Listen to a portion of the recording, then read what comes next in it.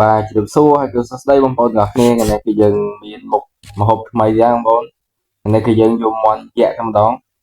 យកមកឲ្យដុតប៉ោតបងប្អូនថ្ងៃនេះគឺមេណូយើងគឺថ្មីចេះម្ដងបងប្អូនហើយបងប្អូនចាំមើលហើយគ្រឿងខ្ញុំបានលាយហើយបងប្អូនយើងប្រឡាក់ដាក់មកឃើញតំណងមែនទេនិយាយទៅបើយើងអាំងក៏ឃើញតំណងតែនេះគឺយើងធ្វើមេណូថ្មី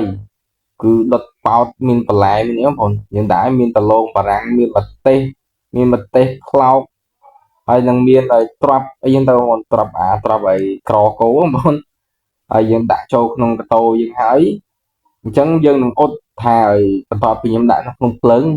រយៈពេល15នាទីថាឲ្យឆ្អិនកម្រិតណាបងឬក៏យើងបើកមកខ្លោច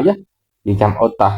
ឥឡូវយើងតពីយើងដាក់15នាទីយើងអ៊ុតបងប្អូន1 2 3អូបងប្អូននិយាយទៅណងបងមកល្មមផុសបងប្អូនហើយឬជាតិអាទឹកមកតិចទៀតបងប្អូនហើយជាតិទៅម៉ែ